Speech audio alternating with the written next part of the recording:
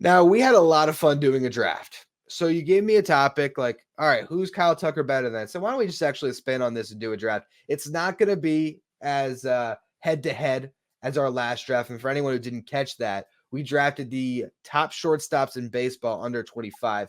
My team was way better than Patrick's because I drafted 6 players and he only had 5. But True. go back and watch and see how that all unfolded, because I suck at snake drafts. And so again, for my sake here, Patrick, we're gonna go 1-1 as we're basically trying to figure out how many players in baseball are actually better than Kyle Tucker. This is a guy that is underappreciated around league circles. We don't talk about him enough. But what we're going to try to figure out today, is he a top 10 player in baseball, top 15, top 20? So we're going to go through it. Before we start to get to names, I just want to kind of leave the floor to you to talk about Kyle Tucker and why people don't appreciate him enough, because the stats tell a pretty staggering story of how good this guy has been. He's been living in the shadow of Alex Bregman, Jose Altuve, even Yordan Alvarez, who I think is a flashier player and has had greater postseason success than him. So he's fourth on the depth chart there. You got Carlos Correa, who was around there in an early part of his career. You swap him out for Jeremy Pena. That's a great story. So he's just a quiet guy kind of going about his business there in Houston and putting up some serious numbers. If you go back to the start of the 2021 season, he has been one of the best players in the game. Again, at only 27 years old, he of players since 2021, age 27 or younger. Look, he's got the most RBI. That puts him ahead of Juan Soto, Austin Riley, Alvarez, Rafael Devers. Like he's been one of the best players, one of the most consistent players. Again, just not flashy on a team that has some flashier players. And, you know, he wasn't there for the sign stealing scandal in the same way that so many other guys were. So again, he's not getting even that negative attention. So Kyle Tucker is just purely underrated, and dig into the numbers and you will see that he ranks since the start of the 2021 season amongst the best players in the game.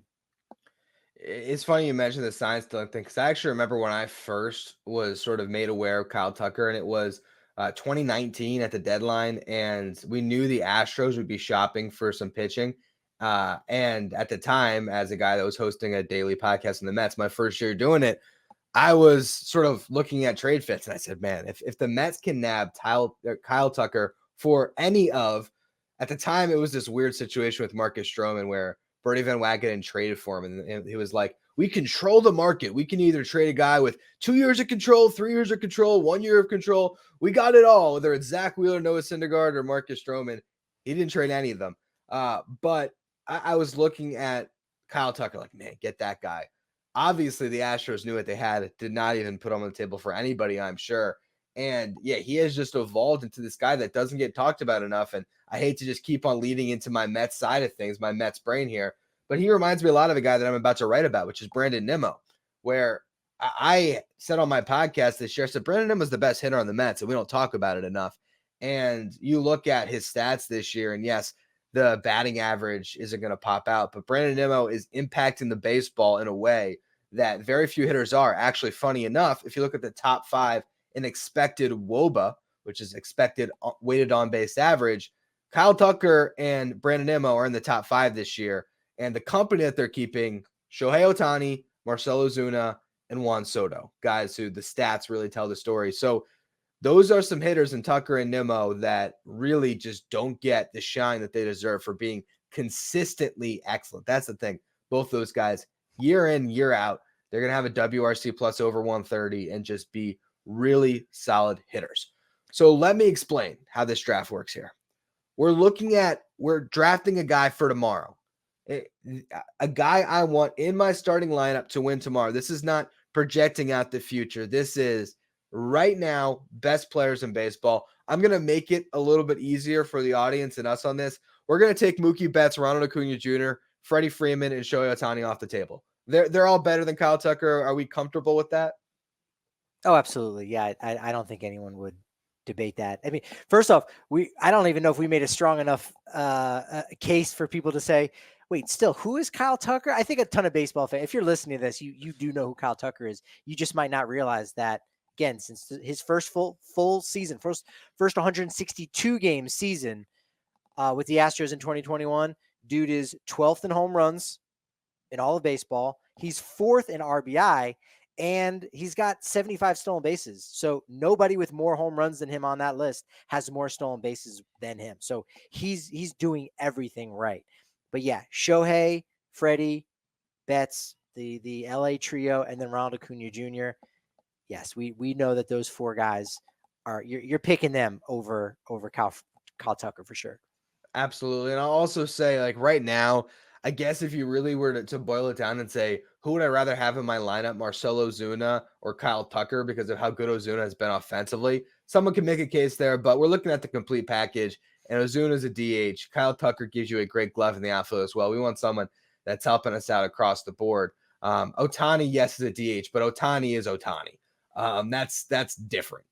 So he's clearly become the best hitter in baseball. There's no doubt there. So now let's draft. We're going to go back and forth here. And this is where I think we can start to have some debates. I'll lead us off here, and maybe we can kind of touch on a couple guys that we've talked about. We'll see if you'll go along the same lines of me. Bobby Witt Jr. I would say Bobby Witt Jr. is a guy that right now, tomorrow, I want to win a baseball game. Give me Witt at shortstop over Kyle Tucker. I would not say that. And Ooh. I think we've established how big of a Bobby Witt Jr. fan I am. Is he worse than Kyle Tucker? No. But I wouldn't definitively say he's better. I can see the case. It's debatable. But for me, they're kind of on par with one another. There's a loose framing of like, yeah, maybe he's a tiny bit better. But for me, I don't know that I could definitively say that. But I do get it, right? Especially when you go back and look at the last 2 seasons of what Bobby Witt Jr. For me, definitively better. And I don't think it's by a ton because we've made the case of why Kyle Tucker has been so good. But I'll go with Aaron Judge of the New York Yankees, doing a decent job out there in center field. 63 home runs aside, still, a marquee player that when healthy, that's where the concern is in there, right? Where and maybe that's not fair to say health is a concern because if there wasn't that dumb fence at Dodger Stadium that he would have ran into last year, he might not have had those same concerns. But I'm gonna go with Aaron Judge as being definitively better than Houston's Kyle Tucker. You had a better draft pick than me. You did. You did. I'll I'm gonna just take own that. 6 guys in this draft though. Just keep in mind. I'll Yeah, find a way.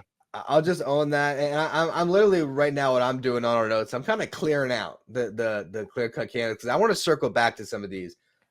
So because I said Witt, I'm gonna build off of that and let you take the follow up to Judge next here because I think that might be where you go. But maybe you go somewhere else. I also would take Gunnar Henderson. So I think those 2 shortstop, in my eyes, have been, or tomorrow, if I had to win a baseball game, I'd rather have those guys playing that premier position at shortstop in the way that they have really evolved as overall offensive studs over Kyle Tucker. But we can revisit both of them because I think it's pretty much the same conversation on Witt as we're going to have with Gunnar here and Kyle Tucker.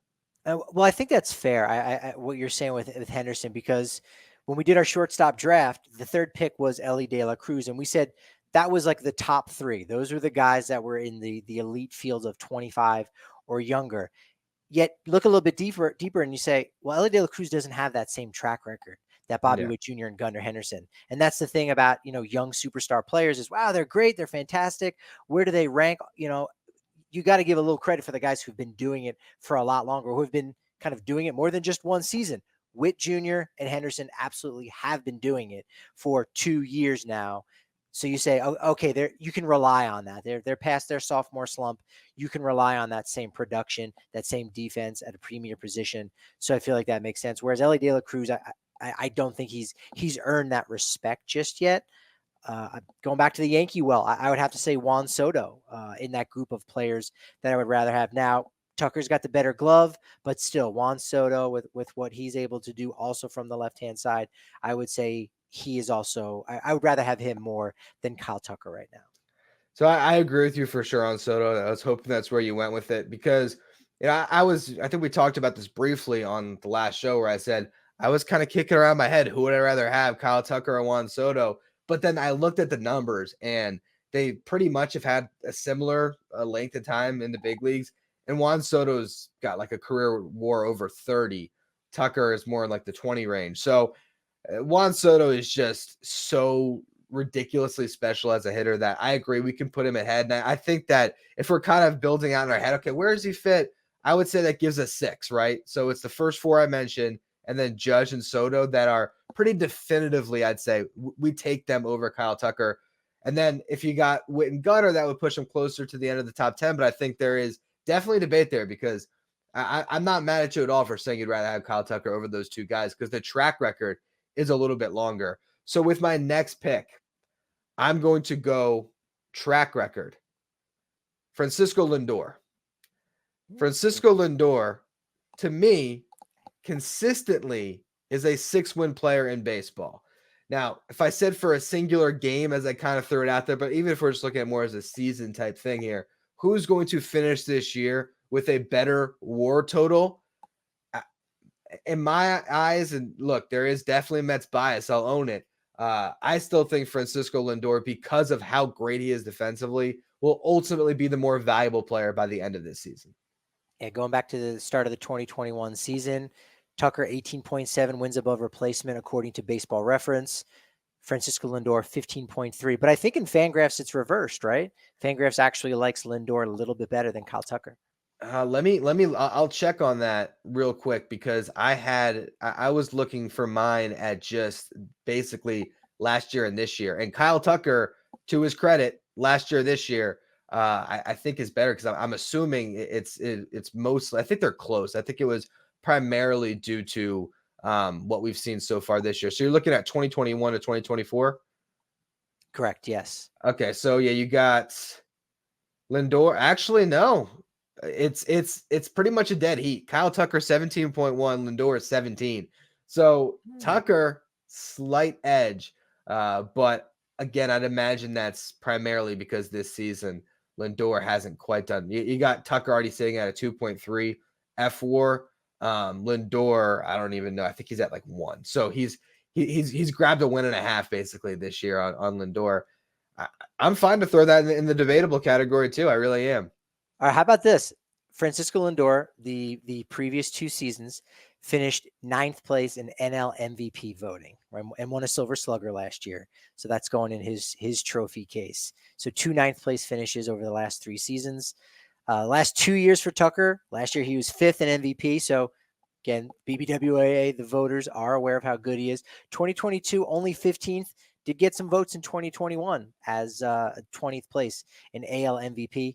Tucker also won a Silver Slugger last year, won a Gold Glove in 2022. So again, for me, and again, some of that construction is like you're going hard on the shortstops. Like again, that is a premier position where again you can't find guys like that. Where you can find the corner outfielders like a Kyle Tucker, but definitively, I don't even know that I have got anybody else that I would draft right now. The debate is Austin Riley, who, looking at wins above replacement, does have an extra win over Kyle Tucker, so he definitely deserves some accolades there.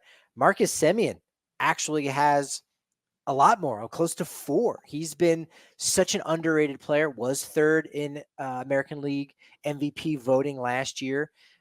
Plays second base as opposed to that shortstop position, but the dude posts. In fact, I think he's got, well, he doesn't have a consecutive game streak, but he did lead the all baseball with 161 games played in 2022. So pretty much almost every year he's leading the league in games played. So there's that quality that I think there's probably plenty of general managers out there that would put Marcus Semien, above that. And I probably should give that consideration, but because he's a little bit older, right? He's 33 years old. I couldn't definitively do that in the same way, but I will take a third player. I'm going to go with Jose Ramirez, another guy that I think baseball fans know how good he is. So it's hard to put him in that underrated category. But the dude is fantastic. And every year you say, oh, Cleveland seems to be relevant despite not knowing any of the players, but you do know one, Jose Ramirez. So for my third pick, I'm going to take J-Ram there at third base, a guy who does have more stolen bases. Doesn't have as many homers as Kyle Tucker, but he's got 80 stolen bases to Tucker's 75. So I'll put him on this list.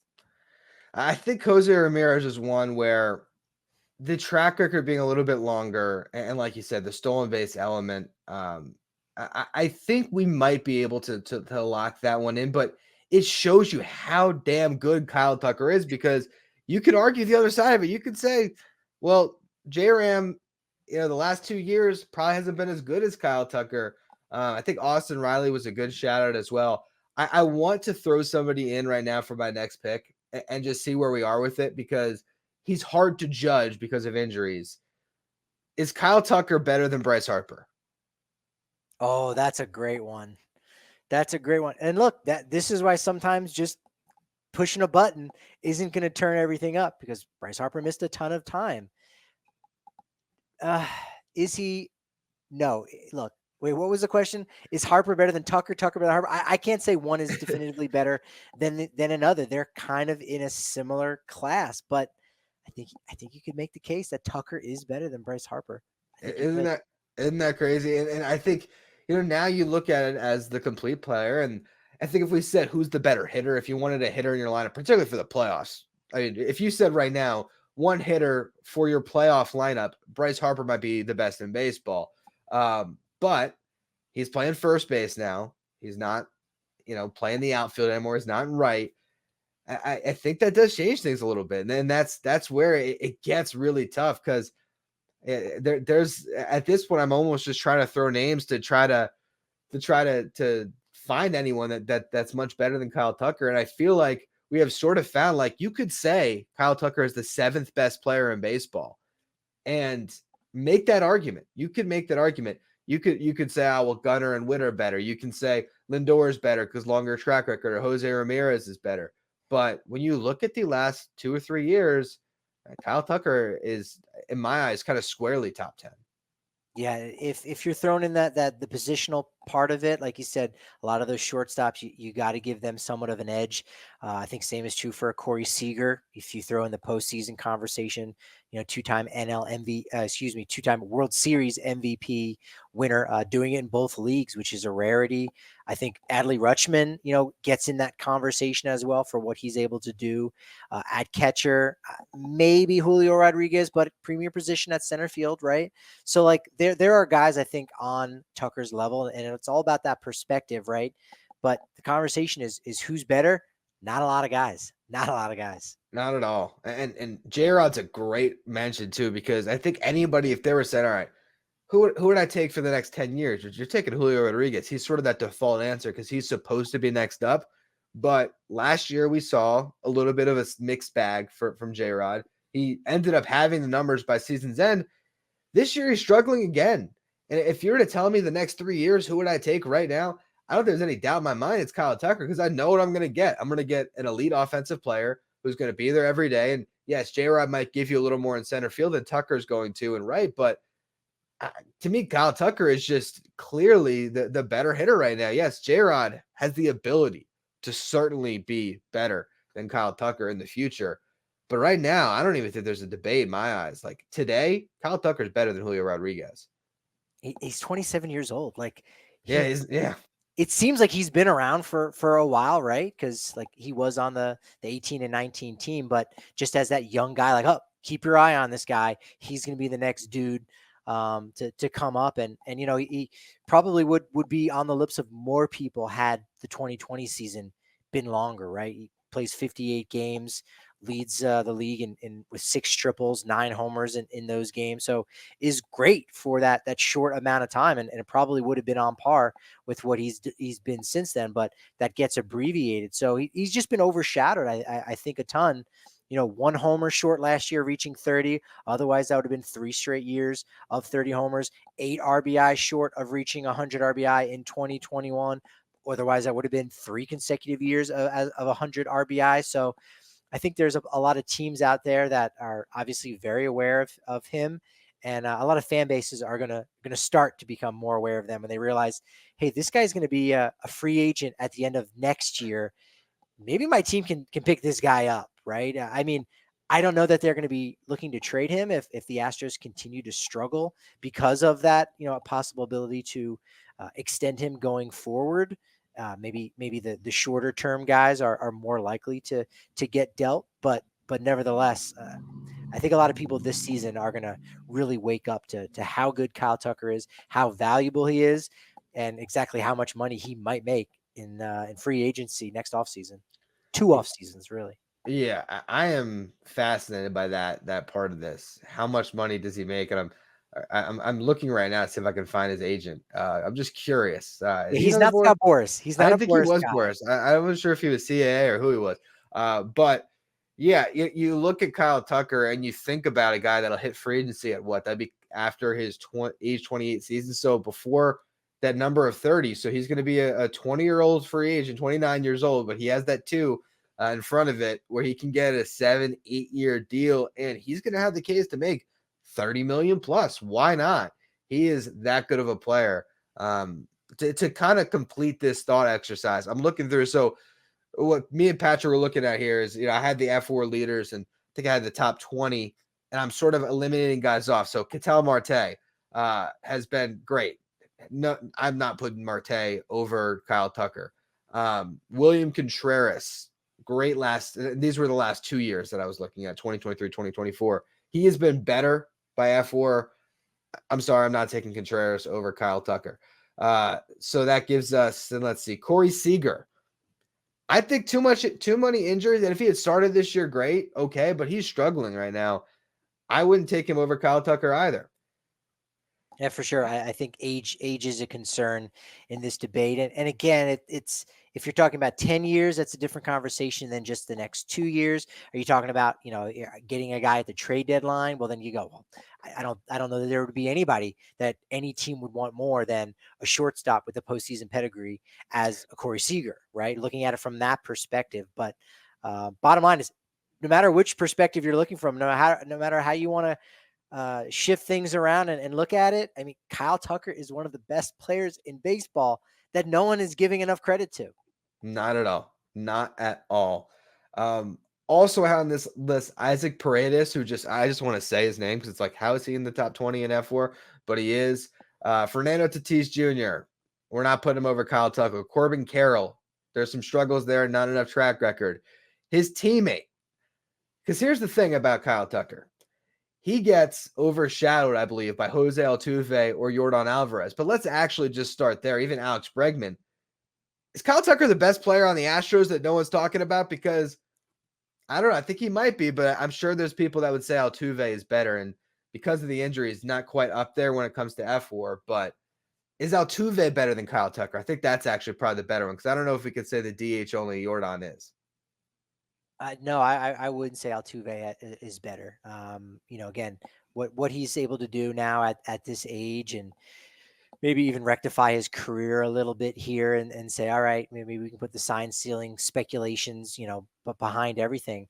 But Kyle Tucker, I think, has been better this year than Jose Altuve and in a lot of different ways. And Altuve, again, is a critical part of the the little bit of success they've had in Houston, but Tucker has been better, I think, in each and every way. Batting average is lower, but we know that batting average is really low down, or much lower down on the pecking order in terms of the most important statistics that are out there. Because if you're looking at on base percentage, Kyle Tucker's doing that better this year. You're looking at slugging percentage, he's doing it a lot better than Jose Altuve. So I think Tucker is the best player right now on the Houston Astros. Yeah, that's saying something because I don't think that he would come up from. I think a lot of people would just go by the bias of, oh, it's Altuve. But I agree with you. Um, let's. I really want to narrow this down. So Adley Rutschman, I'd say great player, but he's not quite the hitter that Tucker is. So I'm gonna take him off the list. Matt Olson, we haven't mentioned, but first baseman, I don't think brings the same value. So that takes another guy. Trey Turner, hurt now. Last year wasn't as good. I'm taking Kyle Tucker first there. So ultimately, we got our top six, right? We have whatever order you want to put: Betts, Acuna, Freeman, Otani, Soto, Judge. Are we locking in either of Jose Ramirez? I feel like we were going Jose Ramirez or Austin Riley over Kyle Tucker. I wouldn't lock that in as being definitively There you then. go. If we're talking about the next year or two, no, definitely not. And then you got the shortstops of Witt, Gunnar, Lindor, and then also Marcus Semien as far as just guy that posts ridiculous WAR numbers, even though I don't think either one of us would take him over Kyle Tucker, but you have to mention him. I think we could say he's very close to being the seventh best player in baseball. Absolutely. I don't think you can deny it after this conversation, because again, the numbers back it up too. It's not just a feel.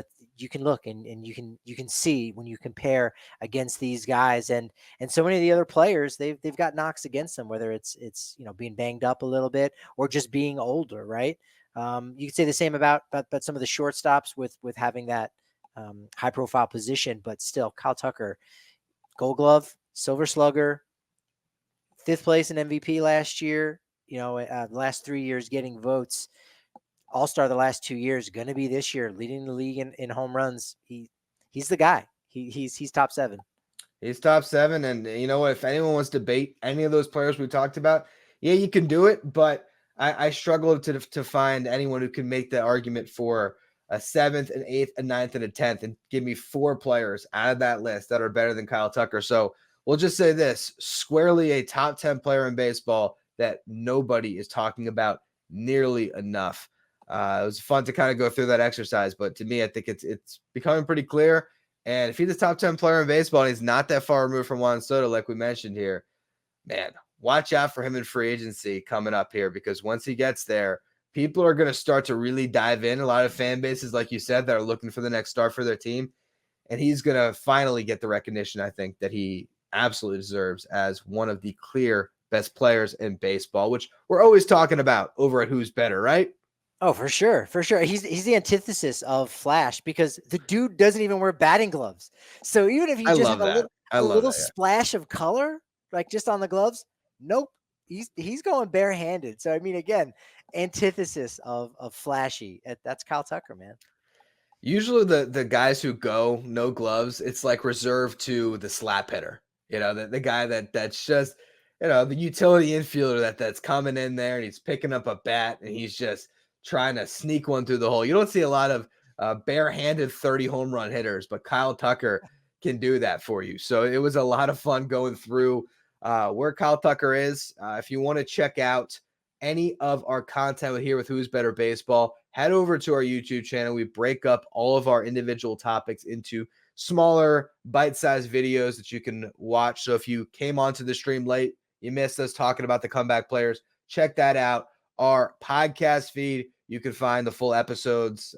We do 2 a week, so you can listen wherever you're going to all of our conversations about who's better in baseball. I always let Patrick tell us where you can find us on social, because he is the brains behind our social media over on Twitter. So Patrick, where we at? It's at Who's Better BB, baby. Not, but Who's leave off the better? baby. Leave off the baby. Just Who's Yeah, Better. yeah. Who's better, BB? Not who's better, BB baby. That's maybe our budding OnlyFans account that might come in the future. We'll see. We'll see I do how use it as a burner. It exists. I do use it, but that's not the one we want you going to. No. And we will be back for another show at the end of the week here, breaking down who is better in baseball. Appreciate all of you who checked out our stream today.